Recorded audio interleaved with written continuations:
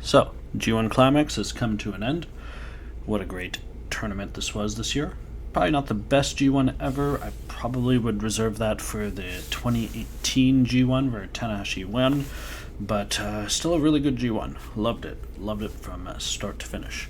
The winner, of course, was, as I predicted, Kazuchika Okada, winning in a stunning match against Will Ospreay. But, sorry to say it, but besides Okada winning, I pretty much got everything else wrong. Tama Tonga, of course, won the B block. At first I said Sonata there. Once I saw how Tama was winning, then I did know he was going to win the B block, but I was still wrong. Naito won the C block. I thought it would be Zack, but again, like I said all along, that one could have gone either way. And of course, Ospreay came out of the D block instead of Shingo, which I also didn't expect.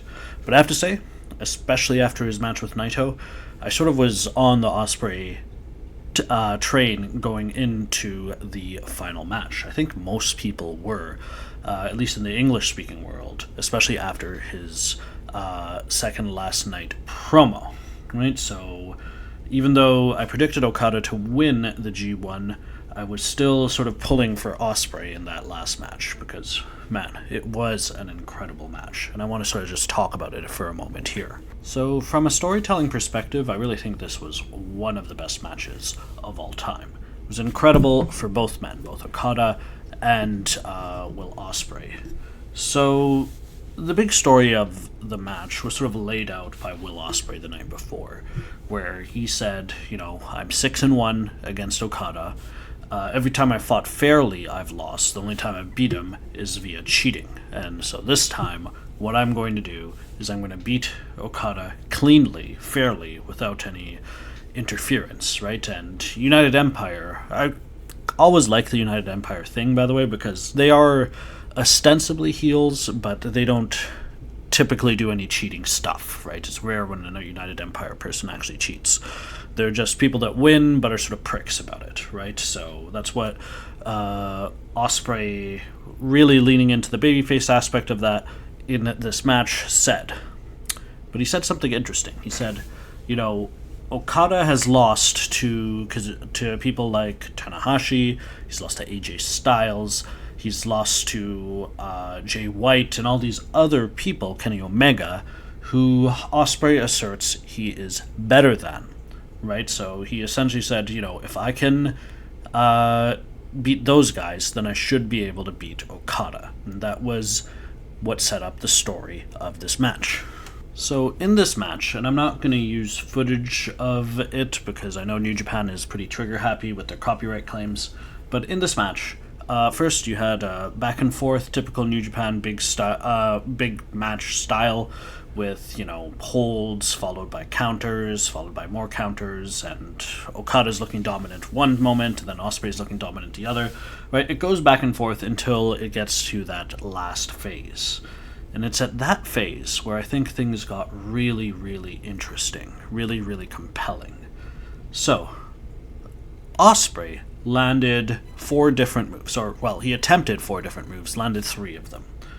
So, first, Ospreay used the high fly flow, Hiroshi Tanahashi's signature finisher. He used the high fly flow on Okada, 1-2, kick out.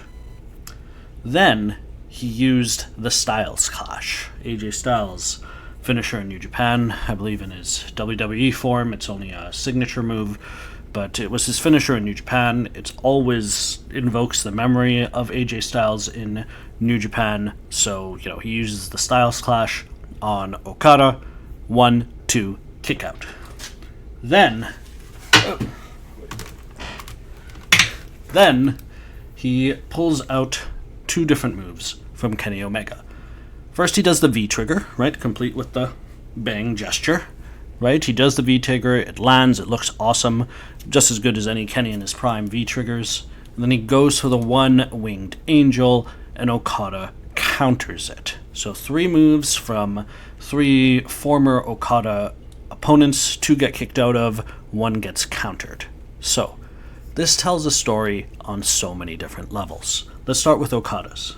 So for Okada, it's pretty straightforward. He had Ospreay use Tanahashi's move on him and kicked out, right? So that tells the clear story that Kazuchika Okada has long since surpassed Hiroshi Tanahashi, right? He is not going to lose to a move like that, not this Okada. Then he used AJ Styles' move, and once again, kicked out of. So once again, the message is Kazuchika Okada has long since surpassed AJ Styles and is not going to lose to a move from AJ Styles' arsenal. Then he uses the Kenny Omega move, and it's interesting that they protected it, right? He didn't actually land the One-Winged Angel, right? What he did is he landed the V-trigger and then went for the One-Winged Angel, and Okada countered it. So that leaves a sort of question mark in the air, doesn't it, about Kazuchika Okada and Kenny Omega. Because, of course, Kenny Omega won their last encounter, right, decisively in that all-time great 7-star 3 falls match, and Okada lost decisively to the One-Winged Angel. So it sort of left a little question mark over, well, has Okada truly surpassed Kenny Omega, or is the One-Winged Angel still his weakness, right? So that sort of, I think, was a very nice touch, right? New Japan and Bullet Club members and everyone who uses the One Angel have been pretty good against protecting it. It's funny, I don't think, other than that one time Ospreay was trolling, I don't think I've ever seen even a One-Winged Angel done by someone other than Kenny Omega kicked out of, right? I don't think like Chase Owens has ever used the One-Winged Angel and had it kicked out of. So yeah, it's probably the most protected move there is. And it's interesting that they're still telling that story, even though Kenny is nowhere to be seen in the promotion and hasn't been since, 2019 now. Are we heading towards another Kenny Omega versus Okada match? Probably not in the near future. I mean, at the very least, Okada has other business to attend to now, between now and the Tokyo Dome, of course. And Kenny Omega is busy getting trios belts, and he's going to have all sorts of tension with Hangman Page and Adam Cole and all of that stuff. But it seems like they certainly haven't forgotten, right? As you would expect. But I think the more interesting part of this fight was actually what story was being told here about Will Ospreay. Because the story was that Will Ospreay said, I haven't been able to beat Okada these 7 times, if you include the one where he cheated. So I have to go review the tapes and look at all of these previous Okada opponents and figure out what they were doing that I'm not doing so that I can figure out this way to beat Okada, right? And as the match went on, you sort of got the sense, especially when it ended and he didn't win, that there was a flaw in Will Ospreay's thinking here. Because there were all these times where he used these moves by other people. He used the V-trigger, he used the One-Winged Angel, all of that stuff, right? And he used the Styles Clash, he used the High Fly Flow. And it never worked. And the one move that he didn't hit, of course, was the Stormbreaker. And so I sort of feel that one of the big subtexts of this match was that Will Ospreay wasn't trying to wrestle like Will Ospreay. Instead, he was just trying to be other people. He was trying to be Tanahashi. He was trying to be AJ Styles. He was trying to be Kenny Omega. He was trying to sort of imitate other people rather than beat Okada as Will Ospreay. And I thought that was really fascinating. In fact, I don't think I've ever seen a wrestling match that sort of had that kind of message before. It really painted a picture of a Will Ospreay who'd lost confidence in himself, who didn't believe in himself, who thought, there's no way I can beat Okada. I'm just Will Ospreay, and he beats me every time.